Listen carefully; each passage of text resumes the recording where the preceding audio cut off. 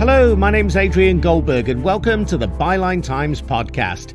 The Byline Times telling you what the papers don't say, what radio doesn't report and what telly doesn't tell you. This time, the quest for justice at Grenfell Tower, scene of the UK's deadliest residential fire since World War II.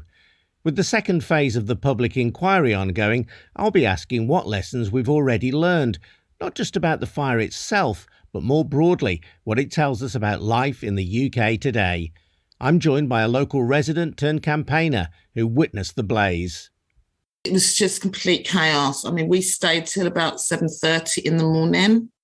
But I remember clearly thinking on that night, this hasn't happened in a vacuum. This tells me everything that is wrong with the society that we live in. I'm standing in one of the richest boroughs in Britain, in one of the richest countries in the world. And you never forget that scene. You never forget that night. For days afterwards, you wake up and you just think, did that really happen? It's surreal. Nobody should have to live through that. I'll also be talking to a dramatist, putting the public inquiry centre stage. It is abundantly clear that this cost-cutting, so-called value engineering, led to this terrible, terrible disaster. And the evidence makes it quite clear that it was completely avoidable. All that to come. First, just a reminder that the Byline Times podcast is funded by subscriptions to the monthly Byline Times newspaper, which did so much to expose government sleaze long before it became fashionable in the mainstream press. Byline Times is a great read, and making the podcast keeps me off the street. So, win-win all round, I'd say. Go on, do the decent thing. Head over to bylinetimes.com for details on how to subscribe. It would make a great Christmas present as well. More details at bylinetimes.com. And if you've already subscribed, thank you. Fire Brigade. Yeah, hello, hi, in the fire, flat 16 Grenfell Tower. Sorry, a fire where? Flat 16 Grenfell Tower, in the fridge. Right, hang on. Flat 16 Grenfell Tower. Flat 16, and what's the postcode? W11 1TG. W11 1T for Tango. Yeah, but can you quick, please? Yeah, would you just, I have to get the address. Okay, Glen... Flat 16 Grenfell Tower, W11 1TG. The fire brigade are on their way. Are you outside? Yeah, I'm outside. Yeah, well, the fire engines are on their way. Just tell me how many floors you got there. It's the fourth floor. Right, okay. Quick. They're on their It's way burning. already. Yes, I know it's burning, but they are on their way. You've only just called, as long as you're okay. Yeah? Okay. That was the 999 call just before 1 a.m. on June the 14th, 2017, that alerted emergency services to a fire at Grenfell Tower, a 24-storey high-rise in West London. A fridge freezer on the 4th floor had malfunctioned, and in the hours that followed, the block became engulfed by flames. 72 people lost their lives. At the end of the first phase of the public inquiry in 2019, the chairman, Sir Martin Moore-Bick, a retired judge, ruled that the fire was accelerated by a form of plastic-filled aluminium cladding that had been banned from use in tower blocks in other parts of the world. This ACM cladding had been attached to Grenfell during renovations, which finished the year before. I find that the principal reason why the fire developed so fiercely was the presence of aluminium composite rain screen panels containing a polyethylene core, which is highly combustible. Sir Martin also said that the refurbishment of Grenfell breached building rules. I find that following the refurbishment, the external walls of the building did not comply with the building regulations because they did not adequately resist the spread of fire over them. On the contrary, they promoted it. These were strong conclusions, but the police are waiting until the end of Phase 2 of the inquiry, which is due to conclude next year, before bringing criminal prosecutions, angering residents who lost family members who fear they may be cheated of justice. In the meantime, Richard Norton Taylor has turned the key events of Phase 1 into a drama called Value Engineering: Scenes from the Grenfell Inquiry, which has played venues such as the Tabernacle Theatre in London and Birmingham Rep. Richard did similar work with the Stephen Lawrence Inquiry. I brought him together with Yvette Williams, lead campaigner on Justice for Grenfell. She has a long history of community activism, including work with the Mangrove Community Association in West London. She lives locally to Grenfell and witnessed the fire firsthand. So I was called to the fire at about 1:30 in the morning, solely because a friend of mine lives in one of the walkways underneath the tower, who just said to me the tower was on fire, they'd been evacuated, can I come and pick her up? When I turned in the main thoroughfare, the fire was possibly on about the 6th floor. We had had fires in the area before that had been fine, no loss of life. I took my daughter with me, who was 10 at the time. But as we got closer to the tower and located our friend, you could just see things dropping off the building. There was a real sense of panic on the ground. It was just climbing. It was just chaos. You can see people at the windows. You are shouting for them to get out. There are people on their phones calling into the building. So it was just complete chaos. I mean, we stayed till about 7:30 in the morning. But I remember clearly thinking on that night, this hasn't happened in a vacuum. This tells me everything that is wrong with the society that we live in. I'm standing in one of the richest boroughs in Britain, in one of the richest countries in the world. And you never forget that scene. You never forget that night. For days afterwards, you wake up and you just think, did that really happen? It's surreal. Nobody should have to live through that. The other thing that many people don't realise is that the building burnt for 60 hours. So the community is walking around, and we were finding cladding all over the place as the wind kind of swept it, as far away as a mile away. So yeah, just the horror never leaves you. The other kind of a bizarre thing that happened is no one came to help. So you had the emergency services there, but it was the community that then got together, opened relief centres.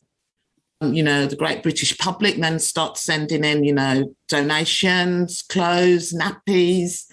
There are people feeding people. And I always say at the day, we just felt like we were running the Republic of Ladbroke Grove because literally no one came to help. No one from any authoritative kind of figure. So we didn't see the local council. We didn't see people like the Red Cross. The first people I saw come to aid was a group of young Muslim men. The fire happened during Ramadan and they were on their way to mosque and they came back and brought water. You say your instinct was that it told you everything that is wrong with the society that we live in. But initially, this was reported as a tragedy, which unquestionably it is. When did it first become apparent to you that it wasn't just a tragedy, but that it was a scandal? That fire didn't happen in a vacuum. Okay, I was aware of what was happening at Grenfell Tower in terms of the refurbishment and the way that the residents were being vilified. There were other things happening in the area. There was a reclaim of community assets. There was a group set up called Westway 23 that looked at the 23 acres of land that runs under the Westway, the A40. There was a drive to close down our public library. There was selling off of public assets to a private school. There was one of the local nurseries that had been here since the 70s was suddenly shut down. So there were a lot of things. There was gentrification happening, willful neglect of properties where they'd just run your property down so badly that in the end they'd say to you, we can't repair it, so why don't you move to Milton Keynes? So splitting up and cleansing of the community. So there were lots of things in the north of the borough where we were treated very differently to the south of the borough. that was telling us all was not well. The other crucial thing is that 5 days before the fire, Kensington votes in its first ever Labour MP, and she only gets in by 20 votes. But that was a clear indicator that all was not well in Kensington. Kensington was a Tory safe seat for decades. So things were moving. You know, the community was organising and just saying enough is enough. Richard, you've dramatised other inquiries, including Stephen Lawrence and the Arms to Iraq inquiry. Interesting here, Yvette, talking there about the financial pressures that were at play around Grenfell Tower at the time of the fire. And the title of this dramatisation of an inquiry is Value Engineering. Just tell me more about that. Well, we use the title value engineering. The purpose, of course, value engineering in theory is meant to mean get the best value for money without compromising security or safety. And of course, that is not what happened here in the Grenfell Tower. And the evidence is, and we took a lot of the evidence because at the time we were collecting the evidence because of COVID and so on was last year when companies were the main witnesses. They made it abundantly clear that they were cost cutting.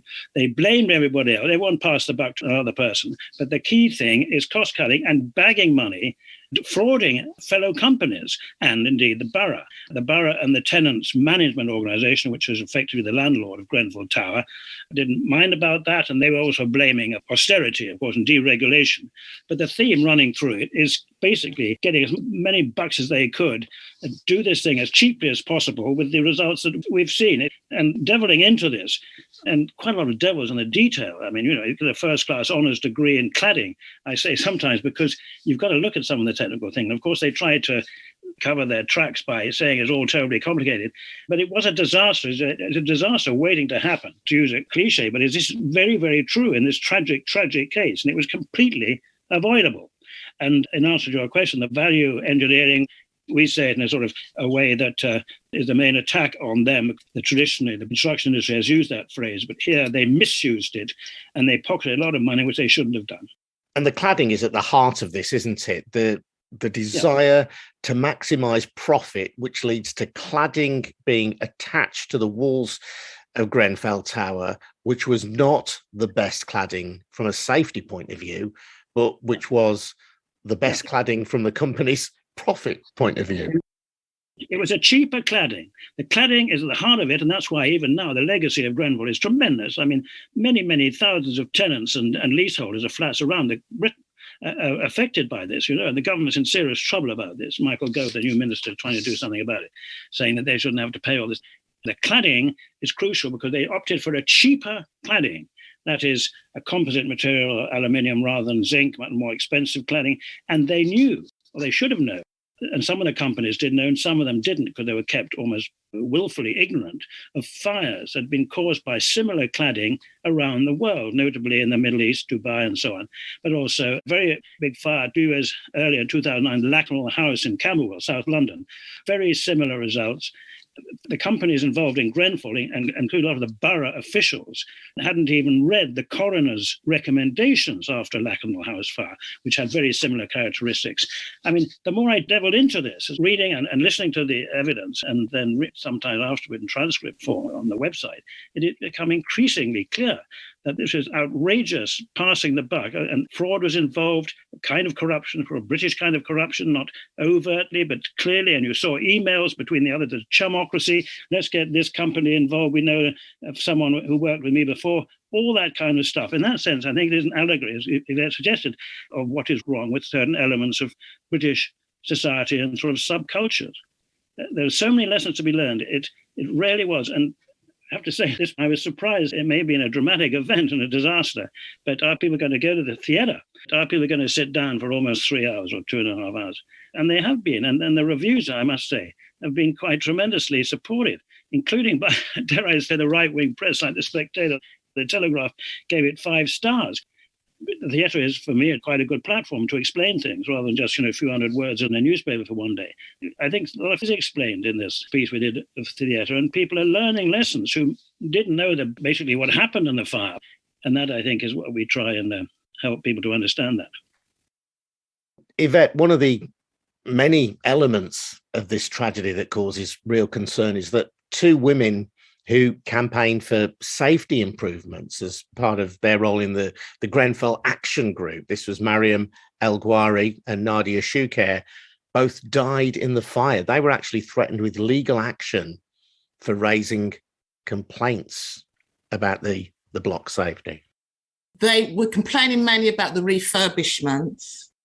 The block had originally been earmarked for demolition. They then said, OK, well, we'll just do it up. We know now if the cladding hadn't been put on the building and it had been left in the same situational state that it was in the 70s when it had been built, that fire will never have happened. The building didn't need the cladding. Yeah, at the time of the refurbishment, the reason given for applying the cladding was that it would improve the look of the block, the aesthetics. It would also improve its heating efficiency, keep out the damp. But the inquiry heard evidence that the landlord of the tower, the tenant management organisation, agreed more than £800,000 in savings with a contractor, which involves switching from safer zinc cladding to the aluminium and plastic variety that allowed the fire to spread so quickly. So we end up with cheap cladding, where you have a local authority sitting down with £274 million in its reserves at the time. I would say this is the power of the title of this play in terms of value engineering, because actually the only thing that was not valued was people's lives. When people complained, for instance, about the gas pipes being run through the stairwell and outside their homes, some of them refused to let the construction workers in. They were then threatened with eviction to say that they weren't fulfilling the terms of their tenancy. So vilified, making the complainant a problem. And that is where the chumocracy does come in. Through the play, none of those corporates mention people live in these homes that we're playing with. So people don't feature. Our lives are cheap. If they'd put on better cladding, those people would still be with us today. £800,000 or less out of £10 million. That cost 72 lives. And that is not exaggeration. I'm trying to be objective journalist here and looking at the evidence. And it is abundantly clear that this cost-cutting, so-called value engineering, led to this terrible, terrible disaster. And the evidence makes it quite clear that it was completely avoidable. If a little more money had been spent and some other companies didn't pocket some of the money and try and pocket more and more money, actually, the mind does boggle, actually, the state of the competence, apart from the sort of fraud and the covering up of fire tests of this cladding, the incompetence and ignorance of some of these company executives, that they willingly or unwillingly were pretty clueless about the kind of products that they were putting up there. They just sort of passed the buck. They said, it's not our job. The architect blamed the cladding merchant, the cladding merchant blamed the people responsible for regulation and so on and so forth. When the chief counsel, Richard Millett, says, I didn't want people to pass the buck. I wanted to avoid a merry-go-round of buck passing. He said, people ignored my invitation. And it's quite clear they did. They were allowed to pass the buck, although I have to say the inquiry must come up with pretty strong recommendations, having heard the evidence, probably next year or towards the end of the next year. The other people, of course, who haven't appeared yet is the government and the deregulation. The borough's been in the firing line a bit, and the companies, of course, but not yet the central government, because of their deregulation, the so-called, part of austerity, I suppose. But you think that deregulation and austerity were factors in this? Yeah, they're clear factors. And also increasing outsourcing and privatisation of public services like housing.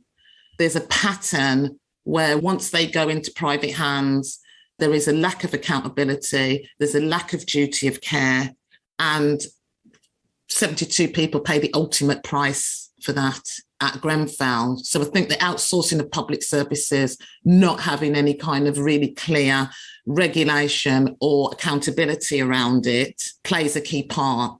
Who is responsible for the public services that we have? Yvette, you worked for many years for the Mangrove Community Association, and people who are too young to remember the story of the Mangrove Calf may well have seen the Small Axe series of films directed by Steve McQueen, and that told the story of the harassment of the owner of the Mangrove, Frank Critchlow. Steve McQueen also made the film Uprising, about a fire that killed 13 black people at a party in New Cross in London in 1981. Do you see parallels between those incidents and this tragedy? Yeah, all the way. It's kind of organised democracy, but the state plays a huge part in that. When I went to the Mangrove, I used to deal with housing, exclusions from education, people getting decent homes, people having race cases and employment, etc. And nothing's really changed. People still come to you with those same issues today. I mean, New Cross was the first demonstration I ever went on. And I remember the feeling at that time. They've just got a new petition out in regards to, they think somebody gave a statement putting their hands up to the fire. The police did nothing with that statement. So they're asking for the case to be reopened, although the case was originally going to be sealed until, I think this was 2054 or something like that. In Notting Hill, going back to the 50s, and one of the reasons we grew up in Birmingham is because one of my dad's friends was murdered in a racist attack, Kelso Cochrane, in Notting Hill. So you came out of London for that reason? My dad never got over it. We lived with that in the shadows of growing up. So nothing is changing, but what is becoming increasingly easier is how the villains can monopolise on that and almost kind of like keep us in our place and have no duty of care for our lives. And I think we see that most during the lockdown, during the pandemic, where we have workers going out with no equipment. We have to have a footballer who says, could you feed our children, please? We don't have a welfare state anymore. We have a careless state that is ready to kind of just jettison our lives at whim, really. Without being too party political about it or partisan about it, the evidence is there. And indeed, some of the council people, one sympathises with one of the building control people. Here's a man who is overworked. And he paints quite a good picture. He wants sympathy, of course, but without being too cynical about it, maybe he deserves a bit of sympathy because of the cuts in one of the richest boroughs in Britain. And they treat it, and it's a classism. So it's a classism, it's racism, but also classism. And it came out during the play we did on Stephen Lawrence, The Colour of Justice, the patronising attitude, and how the police then, this is not necessarily relevant particularly to Grenfell, but it's there, an undercurrent. The boroughs, like the police, people in authority, said, we're not racist, it's just that poor people happen to be black or Asian or whatever. It's element of that, the classism, the way that quite posh people in borough of Kensington and Chelsea can't help themselves patronising discussion about the inhabitants of Grenfell Tower, of which the vast majority were people of colour. And it's manifest. And sometimes because people, when they're quite good lawyers questioning them, they don't expect to be having to say things in public, answer questions, which are embarrassing for them, but they still can't withhold it. It comes out, almost unconscious, if you like. Racism, classism, poverty, the patronising approach to all these people, as Yvette knows, and some of the spokesmen, if you like, whose reports were just ignored, whether it's about these people, and it comes out as they're stirrers, because they don't talk in the same way or they have a different colour. You can just see it. You can see it.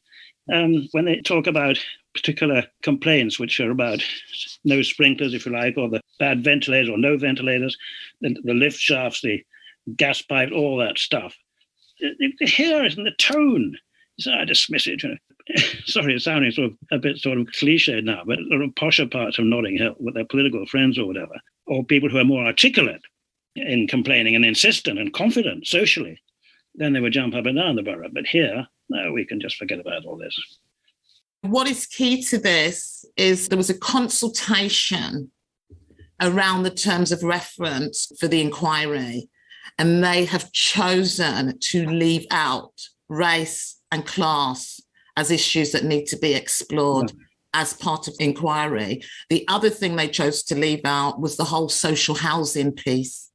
And at the time made a statement saying it was going to be taken up as a separate project. That has never materialised.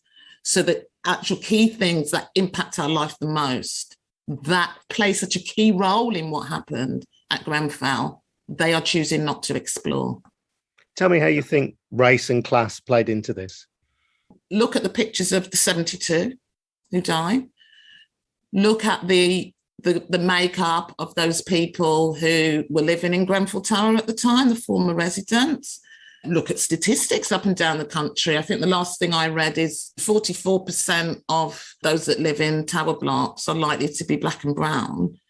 You look at the connotations and the stereotyping, and we see this the morning after the fire about people who do live in social housing, so they're all undocumented migrants, they're benefit scroungers, that deserving and undeserving kind of poor. And so therefore they should be treated in a different way. You don't end up with a tower block with residents with that kind of makeup for nothing. You look at the mantras going around, refugee and migrant communities coming in, and this idea that they should be grateful eternally for some reason because where they have is better than nothing.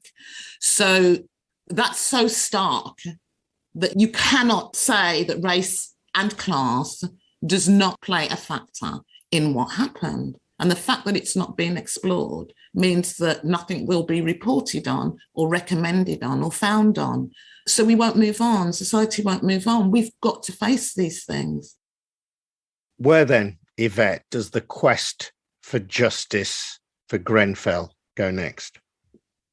One of the key things is, especially for bereaved families, justice looks like different things to different people, but definitely for the bereaved families, there has to be something about criminal justice at the end. And we don't want to look at the statistics in the criminal justice system to know that people like those that lived in the tower, feature in the worst statistics in that. Government seems to favour inquiries as a particular route, where and when it suits them. Should they even be called public inquiries? Because they're not public inquiries.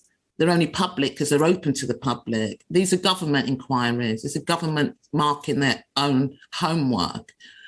So even with the Lawrence finding, which we thought was kind of a litmus test and a turning moment, within 10 years, you have CRE, the Commission for Racial Equality, was shut down.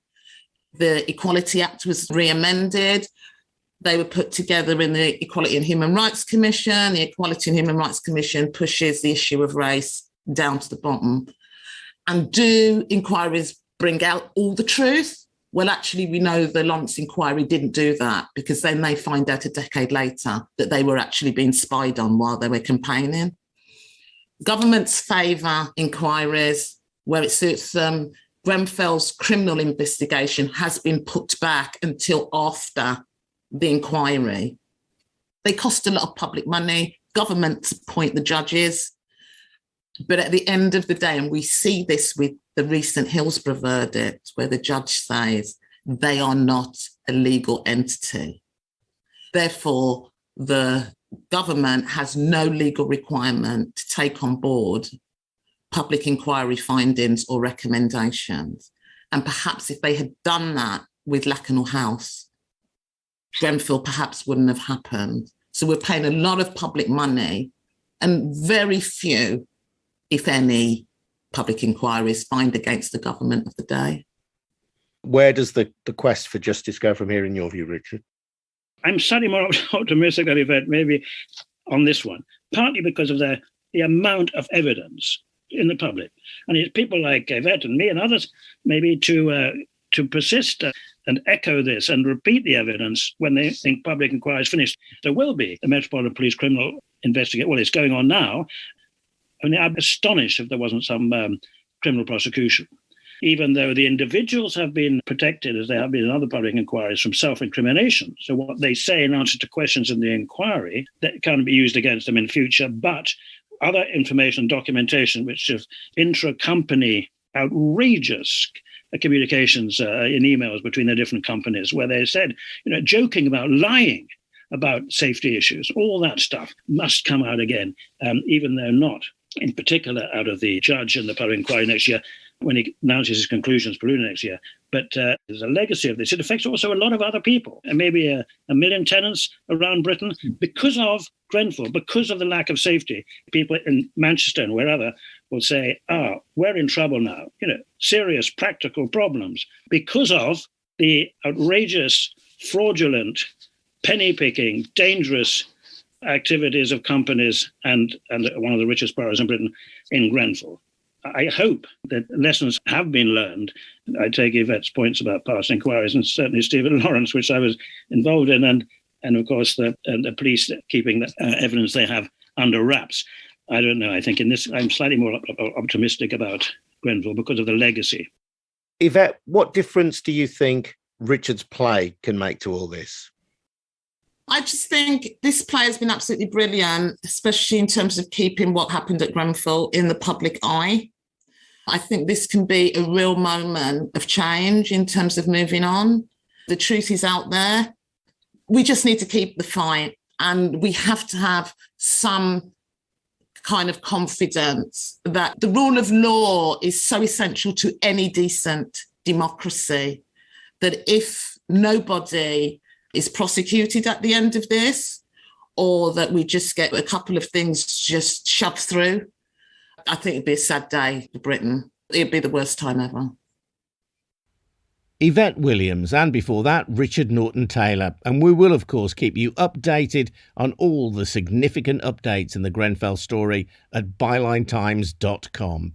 If you want to comment on this podcast, do join the conversation at Byline Times Pod on Twitter, or you can email goldbergradio@gmail.com. I'm Adrian Goldberg, and this has been the Byline Times podcast, which is funded by subscriptions to the monthly Byline Times newspaper. Get more details on how to subscribe at bylinetimes.com. Thanks for listening. See you next time.